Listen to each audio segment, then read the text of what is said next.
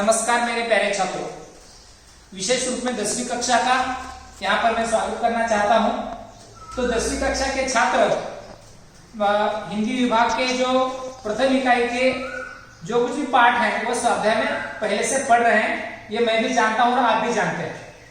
तो उसके बावजूद भी हमें रचना विभाग में लगातार काम करते रहना बहुत आवश्यक है, क्योंकि आप जानते हैं कि रचना विभाग 9वीं कक्षा से पहले से आप पढ़ते आ रहे हैं। लगभग आप इसमें 3 साल से काम कर रहे हैं। इसमें आप जानते हैं कि रचना विभाग में पत्र लेखन है, कहानी लेखन है, विज्ञापन है, निबंध लेखन है तथा वृत्तांत लेखन है। ऐसा नहीं कि आप इसको कुछ भी नहीं जानते, आप इसको जानते हैं, मगर तासिका के अभाव में आप, मुझे लगता है कि इससे कुछ दूर गए होंगे। तो दोबारा आपकी काफियों को खोलकर देखने का समय आ गया है और इसमें आपको जो है आपने क्या किया है ये आपको देखने की आवश्यकता है। तो पहले लेते हैं पत्र लेखन। पत्र लेखन का प्रारूप जो है बदल चुका है, ये आप भी जानते हैं, क्योंकि अब हमें पत्र ईमेल के द्वारा भेजना है। पत्र क्या करना है, हमें ईमेल के माध्यम से भेजना है। तो ये परिवर्तन आप 9वीं कक्षा में पढ़ चुके हैं। तो यहां हम जो पत्र लिख रहे थे पहले कि दाहिनी ओर जो हमारा जो प्रेषक था वो प्रेषक अब ईमेल के लेखन में नीचे चला गया है और ऊपर से हम सिर्फ प्रेषक के बदले में प्रति को जगह दे रहे हैं, बाकी सब जैसे के वैसे है। अर्थात प्रति, उसके बाद प्रति के बाद हम ले रहे हैं कि विषय, विषय के बाद संबोधन, संबोधन के बाद विषय विवेचन, विषय विवेचन के बाद भौतिक और भौतिक के बाद अंत में हम जो है प्रेषक खुद अपना पता यहाँ बता रहा है। तो आप आपके काफी में खोल कर देखिए। मैं इतना ही बताना चाहता हूं कि नए से पढ़ाने की आवश्यकता नहीं है। दूसरा विषय है कि कहानी लेखन। कहानी लेखन में कहानी के 3 अंग आपको मालूम है। कहानी का पहला अंग होता है कि शीर्षक, यह एक अंग है कहानी का, इसको भी अंक मिलेंगे। शीर्षक के बाद दूसरा होता है कि कहानी विवेचन। सबसे महत्वपूर्ण है कहानी विवेचन, कि कहानी विवेचन जो सबसे ज्यादा करेगा, वो जो अच्छा करेगा उसे ज्यादा अंक मिलेंगे। और अंततः आपको लिखना है कि कहानी से आशय या कहानी से हमें सीख क्या मिली है, ये आपको यहां नीचे 3 वाक्यों में लिखना है।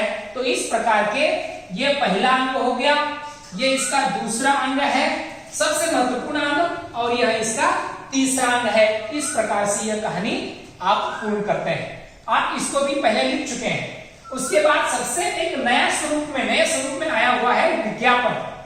विज्ञापन का दौर है, ये जो वर्तमान दौर है विज्ञापन का है, क्योंकि आपको किसी भी चीज को बेचना आना चाहिए या खरीदते समय उसके बारे में बहुत सारी जानकारी होनी आवश्यक है, इसलिए विज्ञापन बनाना आना आवश्यक है। तो विज्ञापन के भी अंग आपको मैंने पहले बता दिए हैं।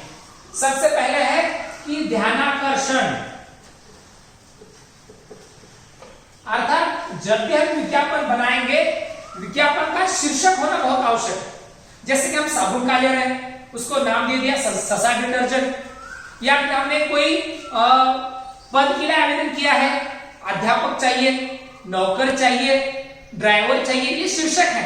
तो ऐसे शीर्षक आपको देने हैं। और उसके बाद जैसे यहाँ यह महत्वपूर्ण है कहानी में कहानी विवेचन, वैसे ही विज्ञापन में महत्वपूर्ण है कि विज्ञापन के जो विशेषण हैं, विशेषताएं हैं, यह सबसे महत्वपूर्ण है। कहानी की विशेषताएं आपको मैंने पहले भी बताया है कि कहानियों की विशेषताएं आपको इस प्रकार से गिनवानी है।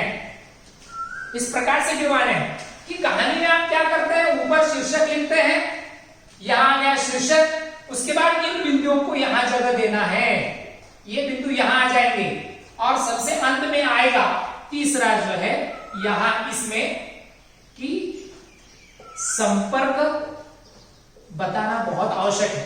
इन 3 बिंदुओं को लेकर आप विज्ञापन पूर्ण कर सकते हैं। यह हो गया विज्ञापन। उसके बाद निबंध लेखन, 7 अंकों के निबंध लेखन सबसे महत्वपूर्ण है। रचना विभाग का यह सबसे महत्वपूर्ण पहलू है। इसमें आपको 7 अंक लेने हैं और 5 प्रकार के निबंध आएंगे।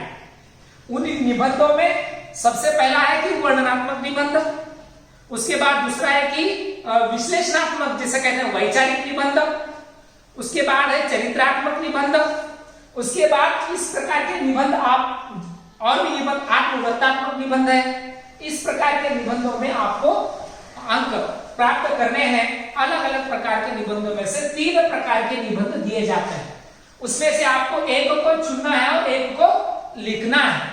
जैसे कि किसान की आत्महत्या, एक वैचारिक निबंध है कि किसान आत्महत्या क्यों कर रहे हैं, या फिर हमने शहर के लिए एक या पुराने किले की शहर की हमने एक विषय ले लिया, शहर का विषय, तो इसमें यह शहर जो विषय है वो वर्णनात्मक है, एक किले का शहर, या फिर गांव का वर्णन है, वह वर्णनात्मक निबंध बन जाएगा।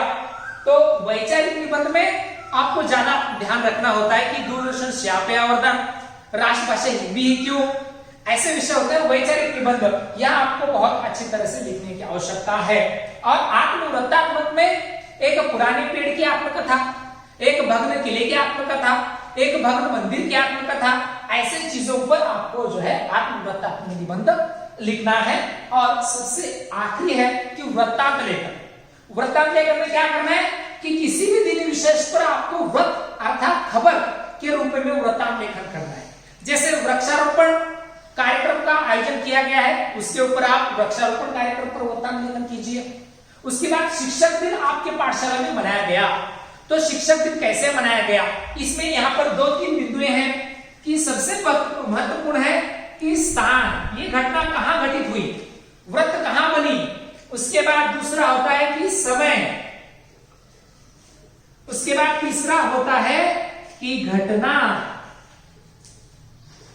क्रम, क्या क्या घटित हुआ वहां पर, इन 3 बिंदुओं पर लिखना है। और इससे जो है आपको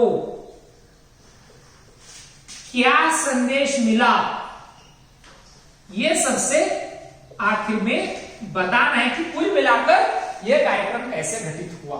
वृत्तांत लेखन में आप जो है शिक्षक दिन के उपलक्ष्य पर, गणतंत्र दिन के उपलक्ष्य पर, स्वतंत्रता दिन के उपलक्ष्य पर आप वृत्तांत लेखन कर सकते हैं। तो ये पहले हमने पढ़ लिया है। मैं आपको इस लॉकडाउन के दौरान रचना विभाग में किस प्रकार से काम करते हुए हमें 32 अंक प्राप्त करने हैं, यह आपको दोबारा याद दिलाने के लिए वीडियो बनाया है। तो ध्यान से वीडियो देखने के लिए आप सबका यहाँ पर मैं आभार प्रकट करता हूँ। धन्यवाद।